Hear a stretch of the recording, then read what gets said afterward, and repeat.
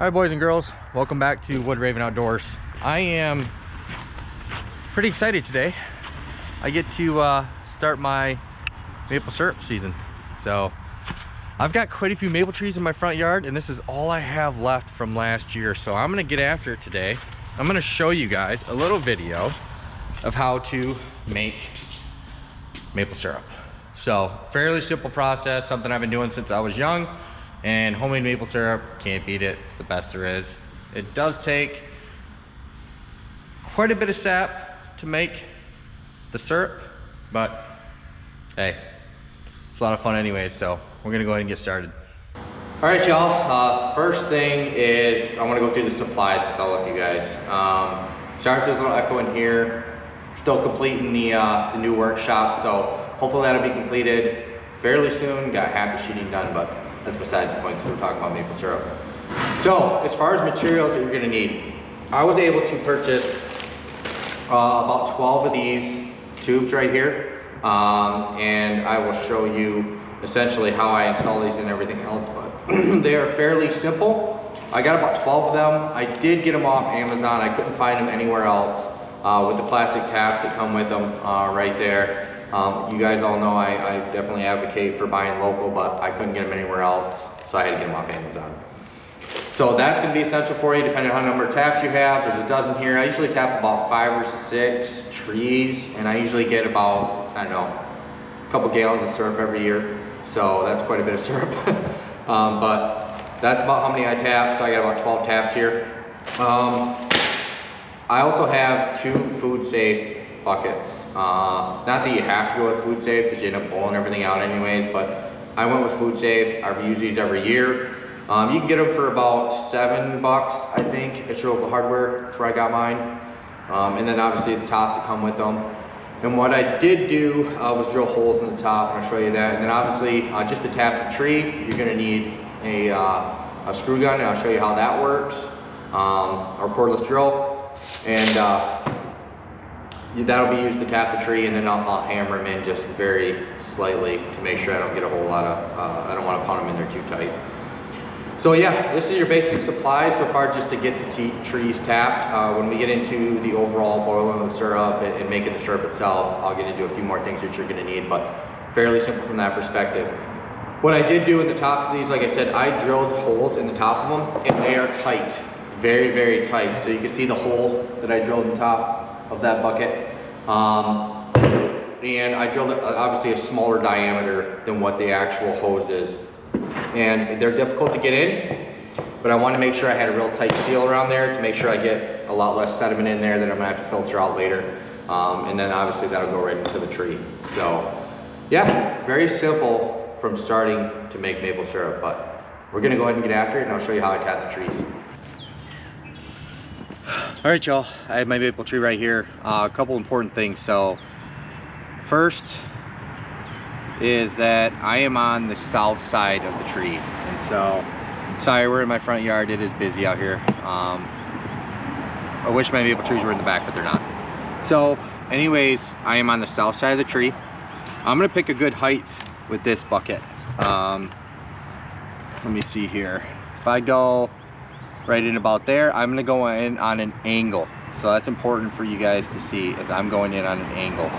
So as I drill these holes out, I'm gonna put this in here, I'm gonna tap it in slightly, and I'm gonna get a little bit closer to show you guys that, but I'm gonna go in slightly on an angle so that that sap naturally runs down into my container here. So I'll do a close-up, show you how that works. All right, so you can see where I tap this into the tree. Just to show you guys real quickly, you can already see the sap running. And I just drilled a hole on an angle, just like that, into the tree. Not too deep. And then I'm gonna put that in there just like that. I'm gonna tap it a couple times, get it up and tight, and allow that sap to flow into my container. So, pretty simple. Let's move on to the next one.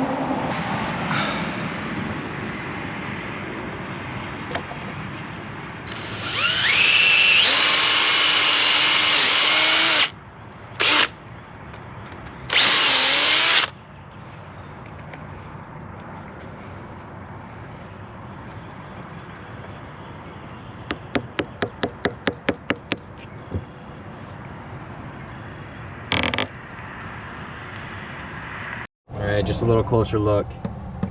You can see where that's dropping in very nicely. And that is what you are looking for. That good flow. Hopefully that'll fill up pretty quickly. All right, guys and girls, trees are tapped, and now we're just gonna have to wait for those to fill up, and we're gonna go through the cooking process and how to go through that. So it is not as complicated as it may sound, and you get a whole lot of tasty maple syrup out of it. So I'm excited for it. My family loves maple syrup, so stay tuned, and yeah, we're gonna get after boiling some of this down. All right, so it has been a couple days, and I've got 4 buckets out getting my sap, and I know I've got at least 5 gallons or more. So yeah, let's go take a look, and I'm gonna start the boiling process tonight. All right, over here, this one is probably, oh yeah, he is full. So I'm gonna swap that out and give that another bucket here. There. And just swap it out. Put that aside here.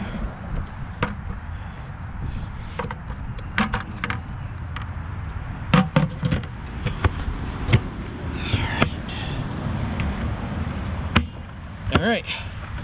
So I know I got that 5 gallons, and what I'm going to do is I'm going to, these other buckets I don't think are as full, so I'm going to go over them and then fill those up in my turkey fryer so I can get that going, because I am using a turkey fryer.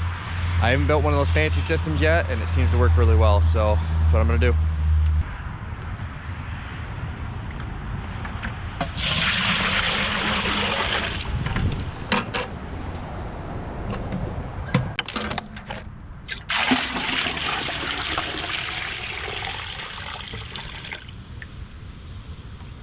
Perfect.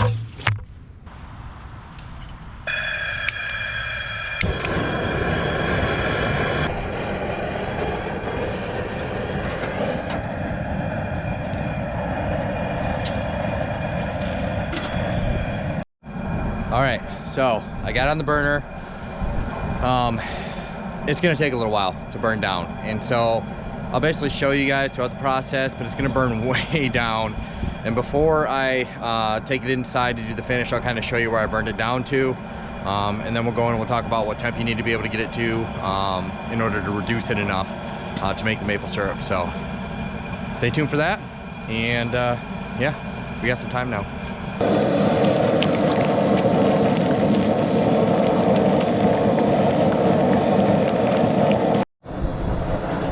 All right, boys and girls, so it has been boiling for a little while. I did have to switch the turkey fryer out. You can hear it's pretty loud, but I'm about down to half, and you can actually start to smell the maple syrup at this point. But I'm gonna let it go down for probably all the way down to about a quarter of where this turkey fryer level is, and then I'm gonna take it inside and finish it there. So yeah, that's where it's at. All right, guys, we got it boiled down to, Brian will show you real quick, right about to that level. Really just kind of getting that consistency there, and now I'm going to take it inside, and yeah, we're going to boil the rest of it down. So it should take probably another hour, I'd say. So are we cheeseclothing this right now? No. So nope. We're going to cheesecloth it after? Yeah, once we get the syrup down to the level that we want, which we'll be able to determine based on temperature. I'll talk about that. It's like 185 to 190. So we'll get it in this pan. And this came right out of the trees up front. Oh yeah. Oh yeah. All right. Making my pancakes taste good. That's right. Smells delicious. Good. Smells real good. Turn All that right. fan on. Yeah. Let it boil All down right. there. Let it boil.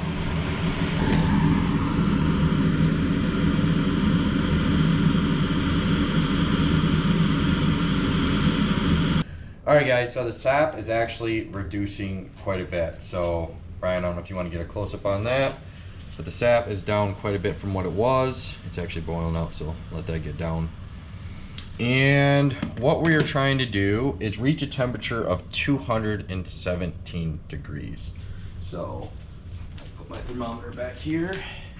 And what I'm doing is, and why 217? 217 because pure and simple fact that boiling point is 212. and we need it about 5 degrees above for the right sugar content. Now I know a lot of people use like candy thermometers, and they use all these special thermometers for this kind of stuff. You don't really need that if you're just making some sap for home, and that's what we're doing today. So go ahead and test that. And we are currently sitting at about 216, so we are very close, within 1 degree. So I'm gonna have to watch this very close to make sure we don't overcook it, because then it'll start to crystallize. So we're gonna go ahead and continue to boil until we get to that 217, and then we're gonna strain it here, and I'll show you guys that. All right, we hit 217, so now we're gonna do strain this. So I always like to strain it before I put it in anything. It has to be at about 185, 190 when you jar it. So we're gonna do that first. I'm gonna go ahead and shut that off. One thing that I do like using is cheesecloth. Very simple, very cheap, and reusable. And then I have a strainer into another pot. I'm just gonna line that cheesecloth in there. And I'm gonna pour slow. I'm the official taste tester. Yeah. Because this stuff is unreal. How amazing it is.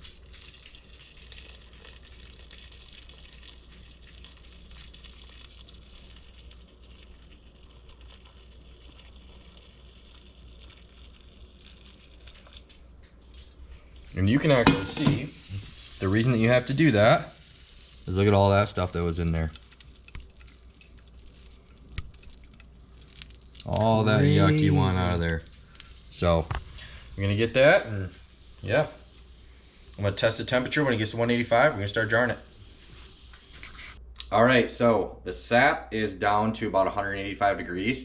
I just like putting mine in ball jars, just like we do when we do jarring or anything like that. So that's what I'm gonna utilize. Nothing fancy. I did obviously boil these in hot water, do all that kind of stuff before using them. So just so you know, just to make sure that they're clean. And yeah, and I also forgot a funnel. So if you got a funnel, it's gonna go a whole lot smoother for you, because I don't want to waste any of this because it took a while. So.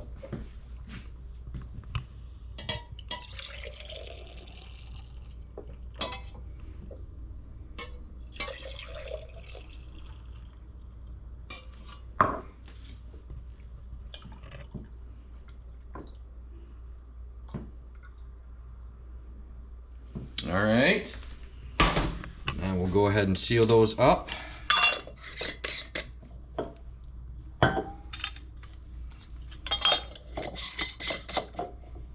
And there you go. Homemade Michigan maple syrup. Very, very simple, very cheap to do, and something we absolutely love to do here in the great state of Michigan. So, till next time, we'll see you guys later.